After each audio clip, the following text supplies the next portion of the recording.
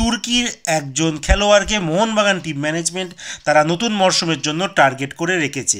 সব খবর বলবো, কিন্তু প্রতিদিনের মতো বলবো। খেলার আপডেট ভিডিও পাওয়ার জন্য আমাদের চ্যানেলটিকে তোমরা সাবস্ক্রাইব করতে একদম ভুলো না। তো চলো শুরু করছি আজকের প্রথম খবরটি বলবো আই লিগের খবর। আই লিগে মোহামেডান স্পোর্টিং এই বছর কিন্তু জয়ের একটা অনেক কাছে রয়েছে, আর এই বছরই গতকালকে একটা তার দুর্ঘটনাও হয়ে গেল।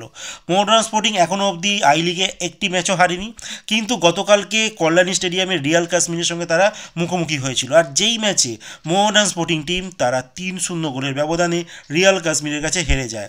আর এই হারের জন্যই মোহামেডান সমর্থকরাও কিন্তু মাঠে কিছু বিক্ষিপ্ত ঘটনাও ঘটিয়ে ফেলে, যার জন্য বাংলার ফুটবলকে আরও একবার লজ্জার সম্মুখীন হতে হয়। তো এইবার আমি ছেলেদের থেকে মেয়েদের ফুটবলে চলে যাব, ইন্ডিয়ান ওমেন্স লিগে। আজকে ইস্টবেঙ্গল মহিলা টিম তারা মুখোমুখি হয়েছিল কিকস্টার এফসির সঙ্গে, আর এই ম্যাচ ইস্টবেঙ্গল টিম 3-1 গোলে হেরে যায়, যেখানে বাংলাদেশের খেলোয়াড় সানজিদা ইস্টবেঙ্গলের হয়ে একটি গোল তিনিই করেন। আর বলে রাখি, ইস্টবেঙ্গল টিম এই ম্যাচ হেরে কিন্তু একদম শেষ থেকে দ্বিতীয় স্থানে রয়েছে।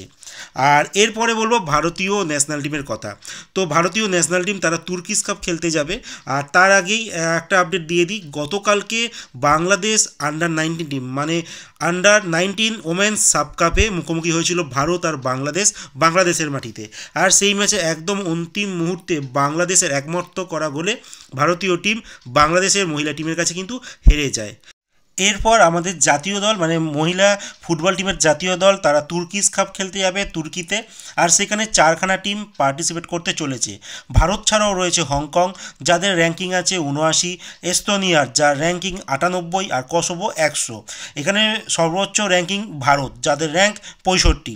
আর এই ইস্তোনিয়া আর কসোভো র্যাঙ্কিং পিছনে হতে পারে, কিন্তু ইউরোপিয়ান খেলার স্টাইল অন্য রকমের হয়, যেখান থেকে ভারতীয় টিম অনেক কিছুই শিখতে পারবে। এবার বলবো ইস্টবেঙ্গলের সৌভিক চক্রবর্তীর কথা। ইস্টবেঙ্গল টিম আগামী শনিবার দিনকে অ্যাওয়ে ম্যাচ খেলতে যাচ্ছে নর্থ ইস্ট ইউনাইটেডের সঙ্গে, আর সেই ম্যাচে সৌভিক চক্রবর্তী খেলতে পারছে না। সৌভিক চক্রবর্তী নিজেও এই নিয়মটা জানতেন না, আর সেই নিয়ে তৈরি হচ্ছে একটা বিতর্ক। কারণটা কি, সুপার কাপে খেলতে যায় যখন ইস্টবেঙ্গল টিম, তো তার আগে আইএসএলের ইতিমধ্যে 4খানা হলুদ কার্ড দেখা হয়ে গিয়েছিল সৌভিক চক্রবর্তী, আর সেই সময় সুপার কাপে প্রথম থেকেই ওকে খেলতে দেওয়া হয়, আর সর্বভারতীয় ফুটবল সংস্থা তখন কোনো রকম কিন্তু বাধা দেয়নি। আর আমরা সকলেই জানি যে কার্ডের কারণে সৌভিক চক্রবর্তী আইএসএলের প্রথম ডার্বি ম্যাচ খেলতে পারবে না, আর শনিবার সেটাই হয়েছে। তবে এখানে এখন শুনছি সুপার কাপের ফাইনালে যে উড়িষ্যার বিরুদ্ধে 2টো হলুদ কার্ড দেখে যে লাল কার্ড হয়েছিল, তো সেইটার জন্য তিনি পরবর্তী নর্থ ইস্ট ইউনাইটেডের সঙ্গে শনিবারের ম্যাচেও তিনি নাকি খেলতে পারবেন না। তো ভারতীয় ফুটবল ফেডারেশন নিজেদেরকে যে কোন জায়গায় হাস্যকর পর্যায়ে নিয়ে যাচ্ছে সেটা তার বারবার নমুনা তারা দেখিয়েই যাচ্ছে, যেমন রেফারি আর তেমন কর্তারা। তো এরপরে আমি বলবো ইস্টবেঙ্গল একজন বিদেশি খেলোয়াড় যার নাম হচ্ছে ভিক্টর ভ্যানকুয়েজ। তিনি ইতিমধ্যেই কলকাতায় এসে পড়েছেন, ইস্টবেঙ্গল টিমের সঙ্গে যোগদানও দিয়েছেন, আর প্র্যাকটিসও আগামীকাল থেকে তিনি শুরু করে দেবেন। আর সম্ভবত শনিবারের ম্যাচে তিনি ইস্টবেঙ্গলের হয়ে আমরা তাকে খেলতে দেখতে পারবো। আরেকজন বিদেশি খেলোয়াড় আছে ফেলিসিও ব্রাউন ফরভেস।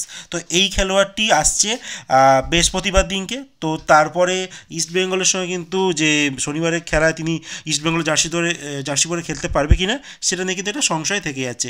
হয়তো তিনি তার পরবর্তী ম্যাচগুলোতে খেলবেন, কিন্তু শনিবারের ম্যাচে তাকে পাওয়া যাবে না, মোটামুটি এটাই ধরে রাখা হচ্ছে। এবার লাস্ট খবরটি বলবো মোহনবাগানের কথা। মোহনবাগান টিম পরবর্তী নতুন মরশুমের জন্য কিন্তু একজন খেলোয়াড়কে টার্গেট করেছে, তুর্কির একজন খেলোয়াড় যার নাম হচ্ছে বারিস আতিক।